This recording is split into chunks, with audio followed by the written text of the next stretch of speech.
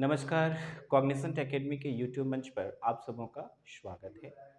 Class 11 का जो last video था हमारा वह था मॉडल क्वेश्चन पेपर का 2024।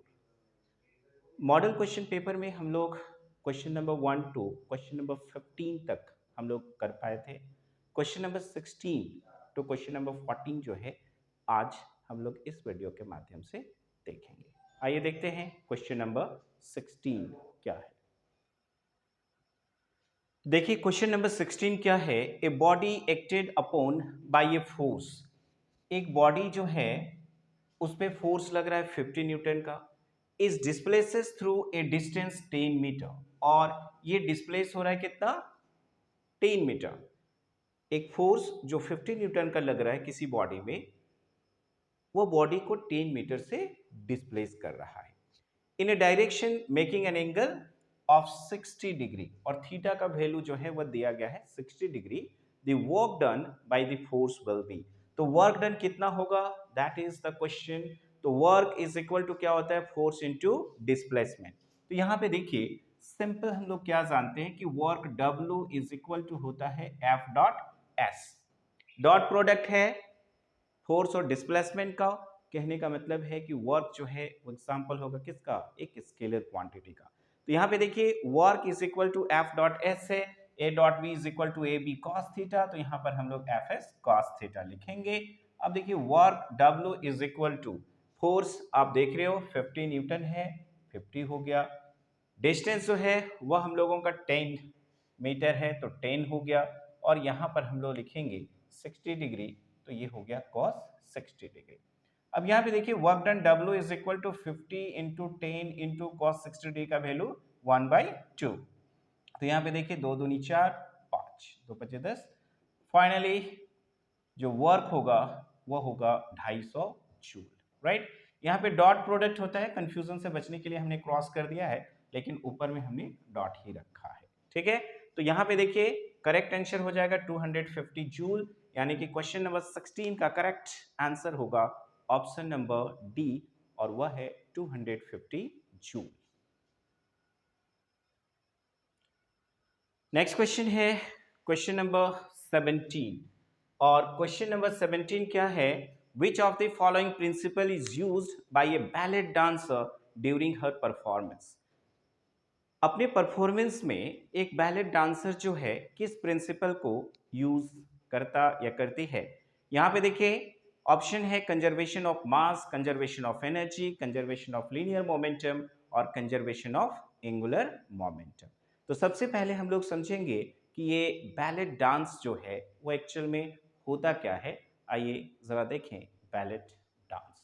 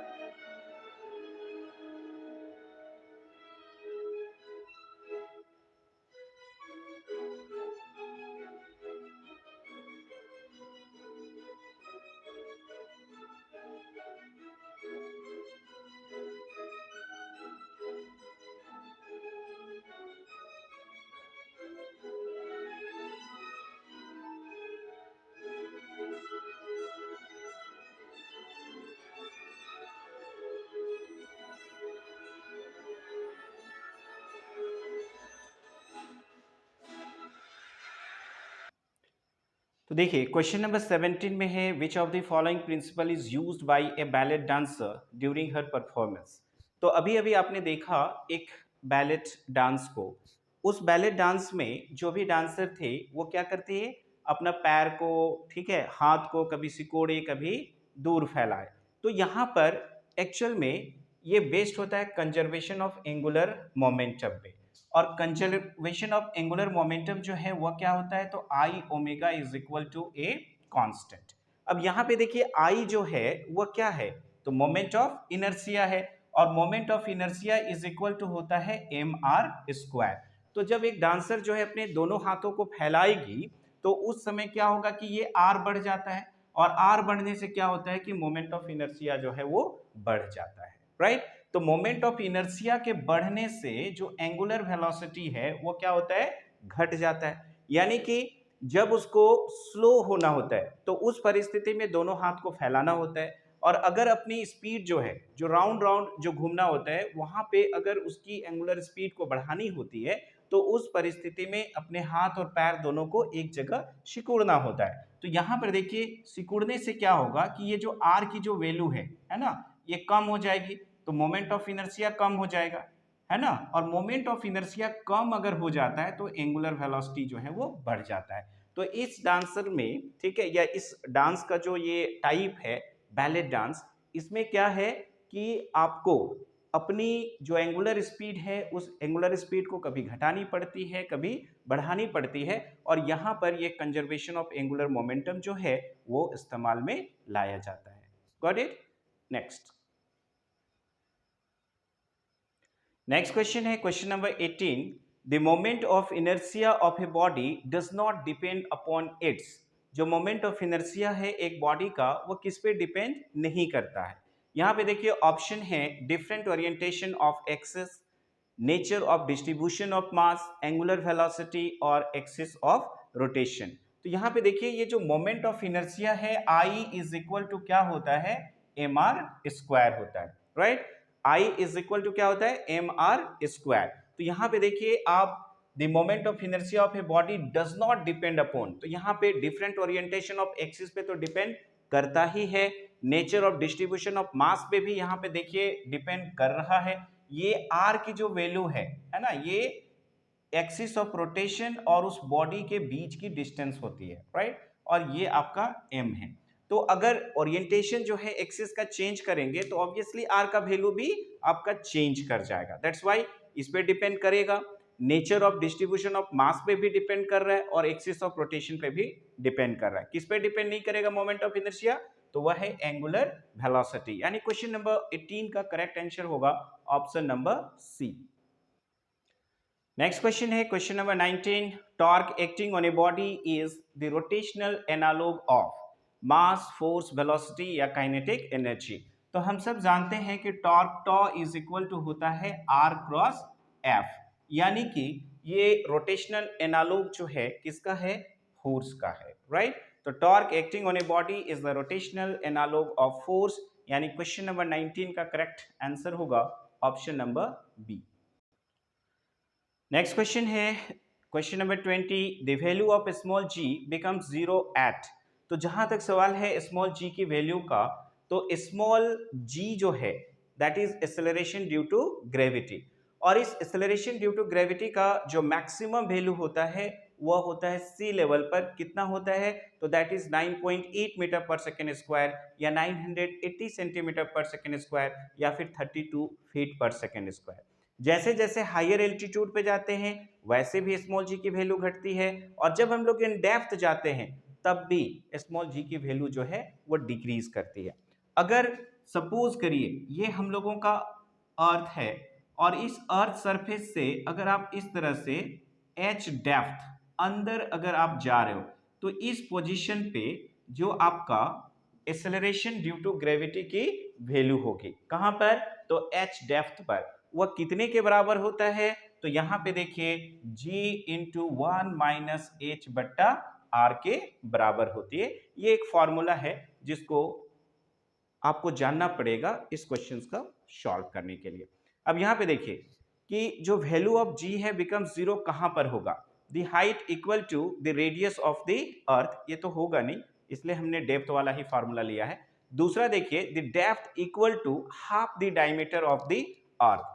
हाफ डायमीटर कहने का मतलब है डायमीटर जो है ये पूरा का पूरा डायमीटर हो गया, अगर हाफ डायमीटर बोल रहे हैं कहने का मतलब है कि वो रेडियस की बात कर रहा है, यानी कि h जो है वो r हो जाएगा। हाफ द डायमीटर कहने का मतलब वो रेडियस के बराबर हो जाएगा। तब की परिस्थिति में यहाँ पे देखिए एक्सेलरेशन ड्यू टू ग्रेविटी की वैल्यू कितनी होगी, तो g dash is equal to g into 1 minus H R है तो r बाई आर, तो यहाँ पर g dash is equal to g into 1 minus 1 यानी कि 0, तो 0 से गुना करेंगे तो g डैश की वैल्यू यानी कि एक्सेलरेशन ड्यू टू ग्रेविटी की वैल्यू जो है वो क्या हो जाएगी 0, जो क्वेश्चन नंबर 20 का सवाल था। तो यहाँ पे देखिए क्वेश्चन नंबर 20 का करेक्ट आंसर होगा option number B, the depth equal to half the diameter of the earth. Got it? Next question है question number 21, gravitational potential energy will be maximum at, जो ग्रेविटेशनल पोटेंशियल एनर्जी होगा वो maximum कहां पर होगा, right? तो यहां पे देखिए ग्रेविटेशनल पोटेंशियल एनर्जी क्या है, तो gravitational potential energy is the amount of work done in bringing the mass from infinity to a point in the gravitational field। तो जब आप इंफिनिटी से लेके आ रहे हैं, कहां से लेके आना है? इंफिनिटी से, तो वह आपका ग्रेविटेशनल पोटेंशियल एनर्जी मैक्सिमम होगा, क्योंकि तब आप ज्यादा वर्क डन करेंगे। तो ग्रेविटेशनल पोटेंशियल एनर्जी जो है वह मैक्सिमम जो है वह कहां पर होगा, तो at infinity. That means question number 21 का करेक्ट आंसर होगा ऑप्शन नंबर सी।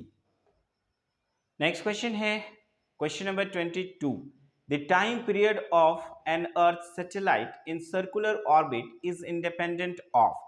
तो यहाँ पे देखिए जो टाइम पीरियड के लिए एक रिलेशन है जो हम लोगों को कैप्लर्स लॉ से मिलता है, वह है T square is directly proportional two cube of the average distance.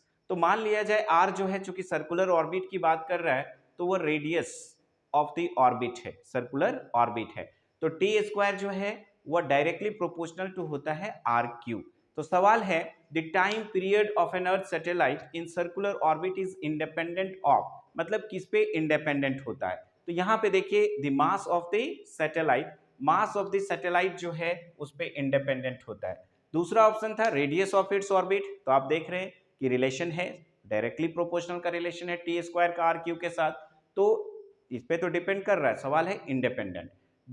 सी में है both the mass and radius of the orbit, तो चूंकि दोनों का बात कर रहा है तो रेडियस ऑफ द ऑर्बिट पे डिपेंड कर रहा है, इसलिए ये भी नहीं होगा।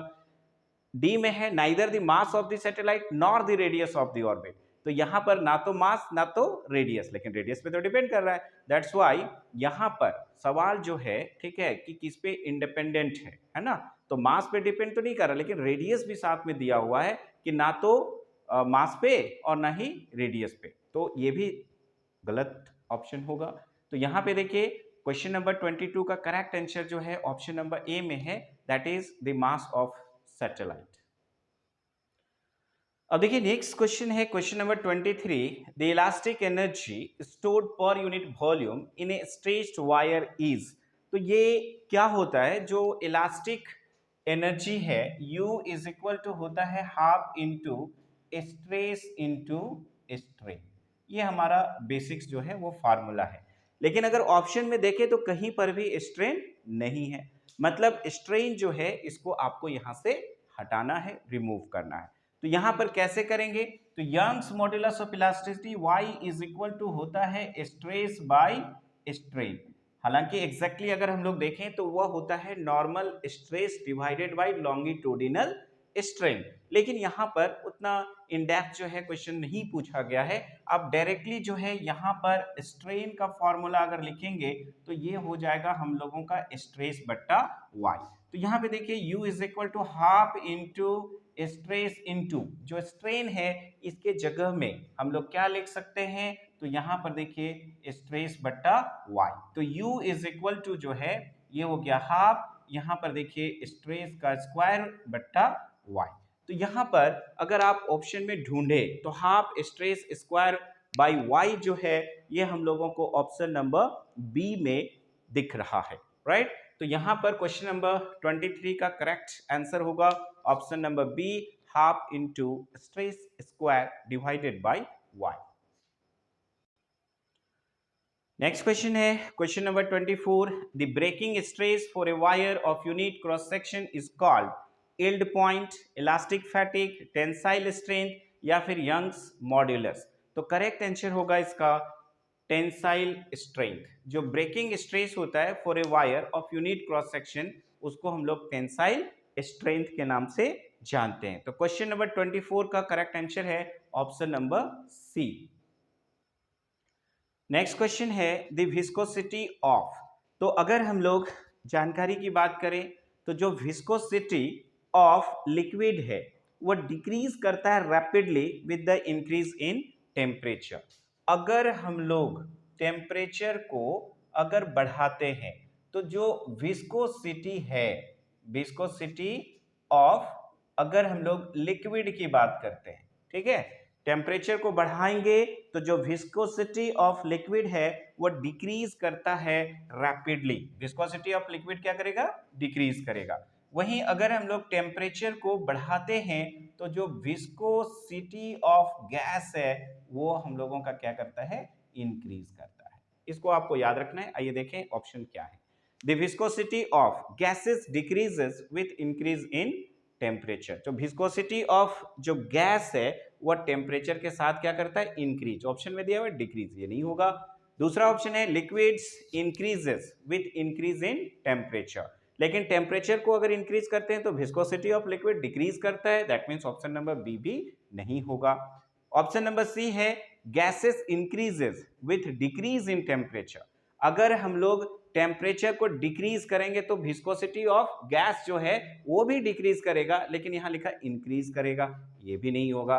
अंतिम ऑप्शन की ओर आते हैं liquids decreases with increase in temperature. तो यहां पे देखिए टेम्परेचर को अगर इंक्रीज करेंगे तो विस्कोसिटी ऑफ लिक्विड जो है वो डिक्रीज करेगा। यानी कि क्वेश्चन नंबर 25 का करेक्ट आंसर होगा option number D. Next question है question number 26। Water can rise up to the height h in capillary tube. अगर हम लोग कैपिलरी ट्यूब में देखें तो जैसे ही उसको वाटर के अंदर डालेंगे तो वहां पे क्या होगा? उसकी हाइट जो है वो इंक्रीज करती है, और मरकरी में क्या करती है? डिक्रीज करती है। इसको भी याद रखेंगे। If the tube is cut to half its size the water in the tube will. अगर हम लोग ट्यूब को जस्ट हाफ कर देंगे तो उस परिस्थिति में वाटर क्या होगा? तो सीधा वाटर जो है उसका लेवल जो है फॉल करेगा और नॉट ओवरफ्लो। ऐसा नहीं है कि वहां से वह ओवरफ्लो करेगा, इसको याद रखेंगे। Water can rise up to height h in capillary tube. Obviously capillary tube डालने से उसकी हाइट जो इंक्रीज करती है, लेकिन क्या ट्यूब को अगर हम लोग कट कर देंगे तो उसका साइज को, तो वाटर जो है, ठीक है, वो ओवरफ्लो करेगा? तो ओवरफ्लो नहीं करेगा। क्यों? क्योंकि हाइट पे डिपेंड करता है कि कितना राइज जो है वो करेगा। आप उसको जस्ट कट कर देंगे, ठीक है, तो वो भी नीचे चला जाएगा। दैट मीन्स कि वाटर जो है वो not overflow is the correct answer. Question number 26 का आंसर होगा option number B. Next question है question number 27। A circular pillar of area of cross section 60 into 10 to the power -3 meter square. ये आपका area दिया गया है। Supports weight of 60 KG, और ये वेट जिसका हम लोग देख रहे हैं वैल्यू 60 केजी दिया है उसको सपोर्ट कर रहा है। What is the pressure exerted on the pillar. तो एक्चुअल में अगर देखा जाए तो प्रेशर इज इक्वल टू होता है फोर्स बाय एरिया। यहाँ पर हम लोग देख रहे हैं कि जो सर्कुलर पिलर है जिसका एरिया ऑफ क्रॉस सेक्शन उसको सपोर्ट कर रहा है, उसका वेट 60 केजी है। तो यहाँ पर वेट जो है mg से निकलेगा। 60 केजी जो है इसका मास का वैल्यू इनफैक्ट दिया हुआ है, तो 60 इंटू जी है ना, mg करेंगे तो यहाँ पर 60 इंटू क्या हो जाएगा हम लोगों का 9.8 divided by area of cross section. देखिए कितना दिया गया है, तो 60 इंटू 10 टू द पावर -3। तो यहाँ पर area of cross section 60 into 10 to the power -3 लेंगे, ये कैंसल आउट हो जाएगा।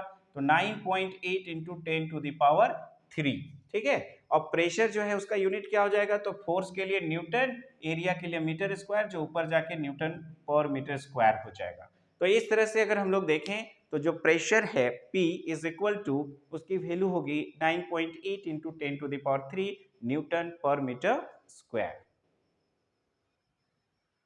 नेक्स्ट क्वेश्चन है question number 28। When water is heated from 0 degree Celsius to 4 degree Celsius the volume of water.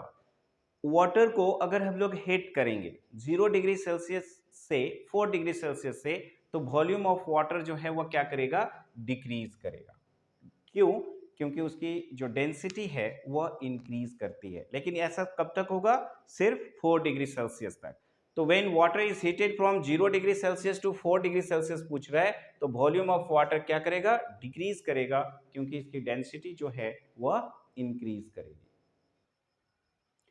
Next question है ratio of coefficient of linear volume and area expansion is. तो यहाँ पे देखिए हम लोग क्या जानते हैं, coefficient of linear expansion of the solid, coefficient of superficial expansion of the solid और कोएफिशिएंट ऑफ जो आपका वॉल्यूम एक्सपेंशन है ना। यानी कि alpha is to beta is equal to gamma जो है ये होता है 1:2:3, राइट। तो ये वाला अल्फा जो है coefficient of linear expansion of the solid, beta जो होता है कोएफिशिएंट ऑफ सुपरफिशियल यानी कि area expansion of the solid होगा, और गामा जो है that is coefficient of cubicle expansion of the solid, जिसको हम लोग वॉल्यूम भी कह रहे हैं। अब यहां पर इस क्वेश्चन को थोड़ा सा ट्विस्ट कर दिया है, आपको क्या किया, रेशियो कोएफिशिएंट ऑफ लीनियर, उसके बाद वॉल्यूम यानी कि गामा, देन एरिया है बीटा, तो आपको क्या करना है 1:3:2, राइट। तो 1:3:2 जो है क्वेश्चन नंबर 29 में अगर हम लोग देखें तो ऑप्शन नंबर ए में है 1:3:2। तो क्वेश्चन नंबर 29 का करेक्ट आंसर होगा option number A. Next question है the zeroth law of thermodynamics leads to the concept of. सबसे पहले हम लोग समझते हैं कि ये जीरोथ लॉ ऑफ थर्मोडायनेमिक्स जो है वो एक्चुअल में होता क्या है। सपोज करिए if we have 3 system, system A, system B और सिस्टम सी। यहाँ पे देखिए ये वाला जो है हम लोगों का सिस्टम ए है, सपोज करिए ये वाला जो है सिस्टम बी है, और यहाँ पर हम लोग देख रहे हैं एक सिस्टम सी है। अगर सिस्टम ए जो है वह थर्मल इक्विलिब्रियम है किसके साथ, सी के साथ, और बी जो है वह थर्मल इक्विलिब्रियम है सी के साथ, तो ए और बी जो है ठीक है ये भी आपस में थर्मल इक्विलिब्रियम में होते हैं। इसमें क्या है कि यहां पर देखिए एक एडियाबैटिक वॉल लगाया जाता है। एडियाबैटिक वॉल अगर बांट रहा है सिस्टम ए और सिस्टम बी को, यानी कि हीट एनर्जी जो है यहां से यहां ट्रांसफर नहीं कर सकता है और यहां से यहां नहीं कर सकता है। अब यहां पे देखिए ए और सी के बीच में जो आप देख रहे हैं यहां पर जो बॉर्डर है ठीक है वो डायाथर्मिक वॉल है। डायाथर्मिक वॉल कहने का मतलब है कि यहां से हीट एनर्जी जो है ट्रांसफर कर सकता है। तो whenever two bodies having different temperature then heat energy itself transfer from a body at higher temperature to another at lower temperature। जैसे कि अगर किसी को फीवर है, हम लोग माथा ऐसे छूते हैं तो गर्म लग रहा है। गर्म क्यों लग रहा है, क्योंकि हीट एनर्जी जो है उसके बॉडी से आपके बॉडी में ट्रांसफर हो रहा है। क्यों, क्योंकि उसके बॉडी का टेम्परेचर जो है वो ज्यादा है। तो heat energy itself transfer from a body at higher temperature to lower temperature. अब यहाँ पे देखिए ए और सी जो है इन दोनों के बीच में जो वॉल है डायाथर्मिक वॉल है, यानी कि हीट एनर्जी ट्रांसफर कर सकता है। अगर सिस्टम ए का टेम्परेचर ज्यादा है तो हीट एनर्जी ए से सी में आएगा, अगर सी का ज्यादा है तो सी से ए में जाएगा, तब तक जाएगा जब तक कि दोनों का टेम्परेचर सेम नहीं हो जाता है। ठीक उसी तरह से बी और सी के बीच वाला भी वॉल डायाथर्मिक है, यहाँ भी इसका टेम्परेचर ज्यादा है तो हीट एनर्जी बी से सी में आएगा, सी का ज्यादा है तो सी से बी में जाएगा। कब तक जाएगा, जब तक कि दोनों थर्मल इक्विलिब्रियम में नहीं आ जाएगा, यानी कि दोनों का टेम्परेचर सेम नहीं हो जाता है। तो ये जीरोथ लॉ ऑफ थर्मोडायनेमिक्स क्या कहता है कि if two systems, system A and system B are separately in thermal equilibrium with system C, then system A and system B are also in thermal equilibrium, right? अगर A C के साथ thermal equilibrium में है, B C के साथ है, तो A और B दोनों ही थर्मल इक्विलिब्रियम में होंगे। अब एक टर्म आ रहा है यहाँ पे थर्मल इक्विलिब्रियम। तो थर्मल इक्विलिब्रियम कहने का मतलब क्या है कि दो बॉडी के बीच में जो हीट एनर्जी का ट्रांसफर हो रहा था वो ट्रांसफर बंद हो जाना चाहिए। और बंद कब होगा, जब दोनों का टेम्परेचर सेम हो जाएगा, राइट। तो यहाँ पर सिंपल अगर थर्मल इक्विलिब्रियम की बात करें तो two or more systems are said to be in thermal equilibrium if there is no any transfer of heat between them or their temperature is to be same। तो अब यहाँ पर zeroth law of thermodynamics से related क्या सवाल पूछा है कि the zeroth law of thermodynamics leads to the concept of internal energy, heat content, pressure और टेम्परेचर तो करेक्ट आंसर होगा option number D and that is temperature. अब देखिए नेक्स्ट क्वेश्चन है which of the following option is describe Mayer's formula. तो यहाँ पे एक रिलेशन होता है सीपी सीबी और आर के बीच में, वो क्या है, CP minus CB is equal to R. तो सीपी क्या है, तो specific heat capacity at constant pressure, CB क्या है, specific capacity at constant volume, और आर जो है वो यूनिवर्सल गैस कांस्टेंट होता है यहाँ पर। तो यहाँ पे देखिए मेयर्स फार्मूला कौन सा है, तो Cp minus Cv is equal to R, यानी कि 31 का करेक्ट आंसर जो है ऑप्शन नंबर डी में है। अब देखिए नेक्स्ट क्वेश्चन है first law of thermodynamics is given bye. जो फर्स्ट लॉ ऑफ थर्मोडायनेमिक्स है वह कंजर्वेशन ऑफ एनर्जी पे बेस्ड होता है। सपोज करिए अगर मान लो, ठीक है, इस तरह से हम लोग देख रहे हैं, ये हम लोगों का एक सिस्टम है और इस सिस्टम को अगर आप हीट एनर्जी दे रहे हो, कितना एनर्जी दे रहे हो जी, तो simple dq amount of energy जो है आप दे रहे हो। तो इस dq अमाउंट ऑफ एनर्जी का एक पार्ट जो है वो उसकी इंटरनल एनर्जी को यानी कि उसकी टेम्परेचर को क्या करेगा, बढ़ाएगा, और जो रिमेनिंग पोर्शन है एनर्जी का वह यहां पर क्या करेगा, वर्क परफॉर्म करेगा।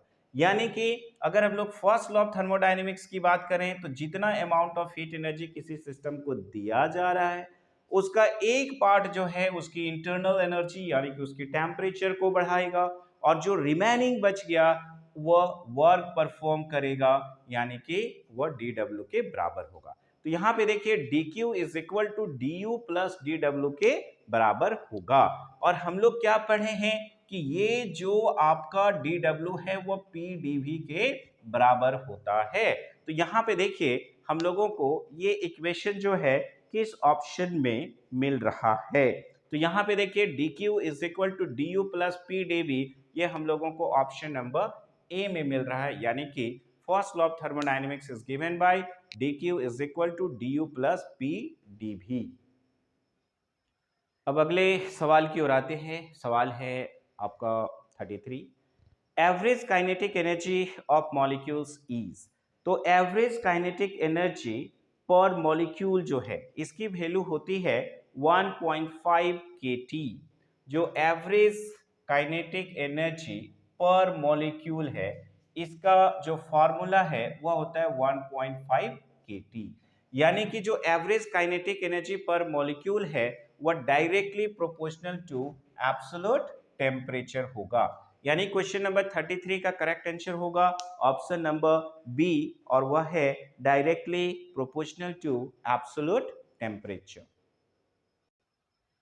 नेक्स्ट क्वेश्चन है question number 34, a gas behaves as an ideal gas at. तो यहां पर अगर आप देखें तो a gas behaves as an ideal gas. तो आइडियल गैस कब होता है, तो जब लो प्रेशर होगा और हाई टेम्परेचर होगा।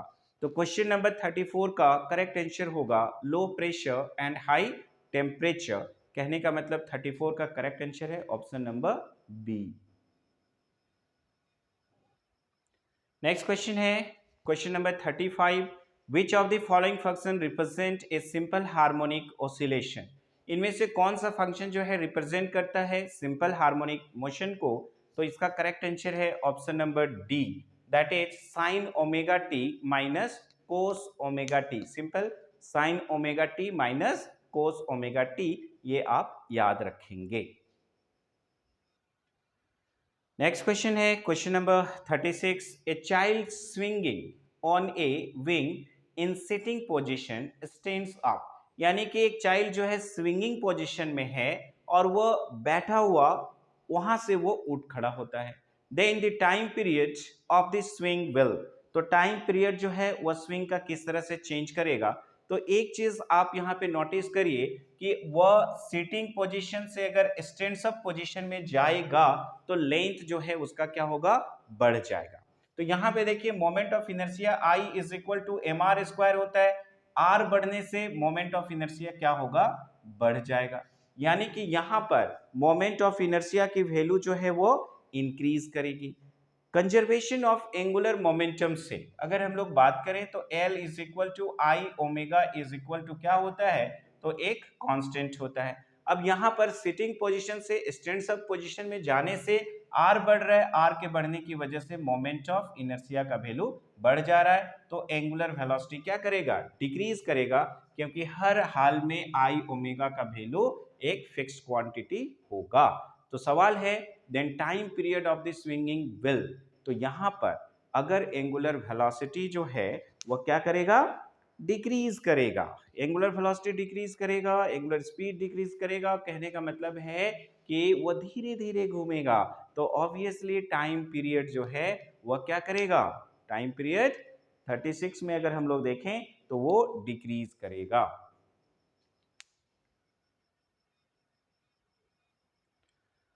क्वेश्चन नंबर 36 को हम लोग इस तरह से भी एक्सप्लेन कर सकते हैं और ये ज़्यादा फ्रूटफुल मुझे लग रहा है।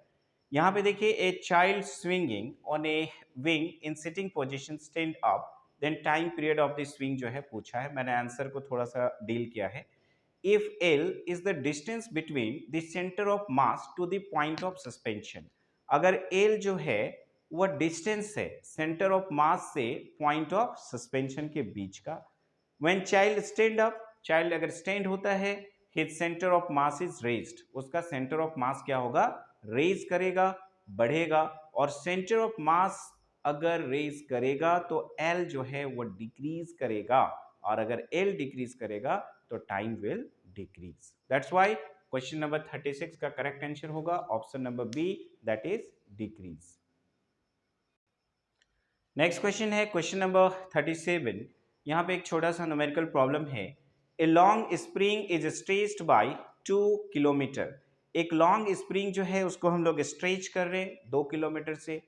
It's potential energy is V, अगर इसकी पोटेंशियल एनर्जी कितनी है V, if the spring is stretched by 10 kilometre the potential energy stored in it will be. तो यहाँ पे देखिए पोटेंशियल एनर्जी के लिए एक फॉर्मूला है and that will be half के एक्स स्क्वायर। अब यहाँ पे देखिए कह रहा है कि एक लॉन्ग स्प्रिंग है, स्ट्रेच कर रहे हैं 2 किलोमीटर से, पोटेंशियल एनर्जी भी है, तो मान लो इसको भी इज इक्वल टू हाफ के इंटू एक्स का वैल्यू 2 है तो 2 का होल स्क्वायर हो जाएगा, तो v इज इक्वल टू 1/2 के इंटू यहाँ पर 2 दूनी 4 तो 4 हो गया। ठीक है, इसको काट दीजिए, तो इस तरह से अगर आप देखो तो k का वैल्यू जो है हम लोगों का आ गया v/2। नाउ अब यहां पर देखिए हम लोगों से क्या पूछा है, if the spring is stretched by 10 kilometre, जो पहले 2 किलोमीटर था उस स्ट्रेचिंग को आप 10 किलोमीटर से बढ़ा दे रहे हैं, तो पोटेंशियल एनर्जी स्टोर जो है वो कितना होगा। तो नाउ जो नया पोटेंशियल एनर्जी होगा इज इक्वल टू हाफ के एक्स डैश स्क्वायर हो जाएगा। तो यहाँ पर 1/2, चूंकि स्प्रिंग कांस्टेंट का वैल्यू जो है वो तो आपका चेंज करेगा नहीं, क्योंकि वह स्प्रिंग के मटेरियल पे डिपेंड करता है, यानी कि स्प्रिंग को ही आपको चेंज करना पड़ेगा, लेकिन स्प्रिंग को यहाँ पर चेंज नहीं किया है, दैट्स व्हाई स्प्रिंग कांस्टेंट का वैल्यू जो है v/2 लिया जाएगा। तो v/2 इंटू एक्स डैश का वैल्यू 10, तो यहाँ पर उसको 10 इंटू 10 कर दीजिए, ये हो गया 2 पच्चे 10, 2 पच्चे 10, 5 25, तो 25 भी जो है ऑप्शन में होना चाहिए। ऑप्शन नंबर डी जो है यहाँ पर आप देख रहे हो 25D है, तो क्वेश्चन नंबर 37 का करेक्ट आंसर होगा ऑप्शन नंबर डी। अब देखिए the phenomenon of sound propagation in air is, जो फिनोमिनन है of sound propagation in year जो है वो क्या होगा।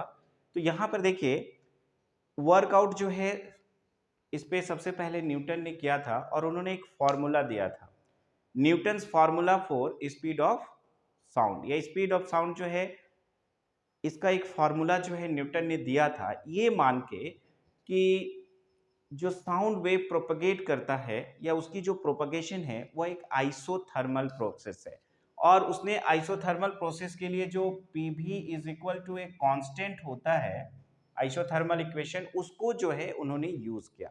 तो उन्होंने देखा कि जो एक्चुअल में जो स्पीड ऑफ साउंड होता है, यानी कि उसकी जो प्रैक्टिकल वैल्यू है और जो थ्योरेटिकल वैल्यू है उसमें बहुत ही ज्यादा डिफरेंस था। यानी कि जो न्यूटन ने जो फार्मूला दिया था स्पीड ऑफ साउंड का, वो इनफैक्ट गलत था, क्योंकि उन्होंने कहा कि ये एक आइसोथर्मल प्रोसेस है और उसने आइसोथर्मल इक्वेशंस को यूज किया। अब यहाँ पर जो लैपलेस है, लैपलेस एक साइंटिस्ट था जिन्होंने इसको करेक्ट किया। तो लैपलेस करेक्शन जो है वह क्या था कि ये जो फेनोमेनन है साउंड प्रोपगेशन का, वह आइसोथर्मल प्रोसेस नहीं है, ये क्या है, तो एक एडियाबेटिक प्रोसेस है। और जब उन्होंने पी भी का power gamma is equal to एक कांस्टेंट यूज किया, तब जाके उनका जो थ्योरेटिकल वैल्यू है और जो प्रैक्टिकल वैल्यू है स्पीड ऑफ साउंड का, वो करेक्ट आया। तो यहाँ पे सवाल सिर्फ इतना है, the phenomenon of sound propagation in air is, कौन सा प्रोसेस है, तो that will be adiabatic process. यानी क्वेश्चन नंबर 38 का करेक्ट आंसर होगा ऑप्शन नंबर बी। नेक्स्ट है क्वेश्चन नंबर 39। यहाँ पे देखिए, in a stretch string the frequencies of first harmonic, this one first harmonic, second harmonic and third harmonic, इसका ratio पूछा गया। तो यहाँ पे देखिए फर्स्ट हार्मोनिक में यहाँ पे जो नोड है यहाँ से स्टार्ट होके नोड में कंप्लीट होगा। तो यहाँ पर ये पूरा का पूरा एक कंप्लीट ऑसिलेशन में लैम्डा होता है, तो जस्ट नोड टू नोड अगर जा रहा है तो लैम्डा बाई 2 होगा। तो यहाँ पर जो लेंथ है L वो किसके बराबर होगा, लैम्डा बाई 2 के बराबर होगा। इस तरह से लैम्डा की वैल्यू अगर हम लोग देखें तो ये होता है 2L। अब एक रिलेशन है V is equal to N lambda, तो n इज इक्वल टू हो जाएगा V बट्टा लैम्डा। लैम्डा का वैल्यू हम लोग निकाल चुके हैं, तो यहाँ पे रख दें तो V बट्टा 12। तो ये हो गया हम लोगों का क्या, फंडामेंटल फ्रीक्वेंसी। ये हो गया हम लोगों का क्या, फंडामेंटल फ्रीक्वेंसी। इसी के रिस्पेक्ट में हम लोग बाकी दोनों का बात करेंगे। अब यहाँ पर देखिए सेकेंड केस में या सेकेंड हार्मोनिक में क्या है, ये node anti node node anti node node यहाँ तक जो है जाके कंप्लीट होगा। तो ये पूरा एक कंप्लीट ऑसिलेशन हो रहा है, तो ये लैम्डा के बराबर होगा। तो यहाँ पर लेंथ L जो है वो लैम्डा 2 के बराबर है। V is equal to N2 into lambda 2 लिखेंगे तो N2 is equal to V बटा लैम्डा 2 हो जाएगा। और V बटा लैम्डा 2 हो गया, लैम्डा 2 का वैल्यू L है तो V बटा L हो जाएगा। अब N2 is equal to V बटा L है, इसको ऊपर नीचे 2 से मल्टीप्लाई करेंगे तो N2 is equal to 2V बटा 2L हो जाएगा। अब V बटा 2L क्या है, N है, तो यहाँ पर N2 का वैल्यू जो है वो हमारा कितना आ गया, 2N। ठीक उसी तरह से नेक्स्ट थर्ड हार्मोनिक में अगर हम लोग देखें तो ये यहाँ से स्टार्ट करके फिर जाके नोड में कंप्लीट होगा। यहाँ तक अगर लैम्डा है तो उसमें लैम्डा बाई 2 और ऐड करना होगा तो 3 लैम्डा बाई 2 हो जाएगा। अब L जो है वह 3 लैम्डा बाई 2 के बराबर है, तो L is equal to 3 lambda 3 बट्टा 2 हो गया, तो लैम्डा 3 इज इक्वल टू कितना हो जाएगा, 2L बट्टा 3। V is equal to N3 lambda 3, तो N3 का वैल्यू जो है V बट्टा लैम्डा 3 हो जाएगा, तो V बट्टा 2L बाई 3, तो ये 3V बाई 2L हो जाएगा। V बाई 2L को N लिखेंगे तो 3N हो गया। तो अब यहाँ पे देखिए पहला हार्मोनिक्स में जो है आपका आ गया N, ठीक है, दूसरा हार्मोनिक जो है उसमें 2N और तीसरे में 3N। यानी कि रेशियो जो है अगर हम लोग बात करें तो 1:2:3, यानी कि जो क्वेश्चन नंबर 39 है उसका करेक्ट आंसर होगा ऑप्शन नंबर सी, 1:2:3। आखिरी क्वेश्चन है question number 40, which of the following waves can be transmitted through solids, liquid and gases. ये तीनों के तीनों जो हैं आप देख रहे हैं मीडियम में है, तो मीडियम में पास करने वाला जो वेव्स है उसको हम लोग बोलते हैं लॉन्गिट्यूडिनल वेव्स। तो विच of the following waves can be transmitted through solids, liquids and gases, वह होगा लॉन्गिट्यूडिनल वेव्स। जहां तक सवाल है इलेक्ट्रोमैग्नेटिक वेव्स का, उसको किसी मीडियम की रिक्वायरमेंट नहीं है, मीडियम है तब भी है चलेगा, नहीं है तब भी। और इलेक्ट्रोमैग्नेटिक वेव जो है वही एग्जांपल है किसका, ट्रांसवर्स वेव का। तो यहाँ पर अगर आप देखो तीनों के तीनों फॉर्म ऑफ जो मटेरियल है सॉलिड, लिक्विड और गैस, इसमें आसानी से ट्रांसमिट कर सकता है कौन सा वेव, तो that will B longitudinal waves. तो ये था मॉडल क्वेश्चन पेपर का ऑल 40 क्वेश्चंस। हमने इसे 2 पार्ट में कंप्लीट किया है। पार्ट 1 में क्वेश्चन नंबर 1 to 15 था और 16 टू लास्ट जो है यानी कि 40 ये हम लोग देख रहे हैं पार्ट 2 में। तो अब मॉडल क्वेश्चन पेपर जो है वो हम लोगों का खत्म हो गया है। इसके बाद आने वाला जो सीरीज है उसमें हम लोग देखेंगे जो वर्मा प्रेस का जो एमसीक्यूज का बुक आया है उसमें हर एक चैप्टर्स का ईच एंड एवरी क्वेश्चंस को हम लोग वहाँ पर डील करने जा रहे हैं। तो इस वीडियो में इतना ही। Thank you for watching my this channel, that is Cognizant Academy. Bye bye.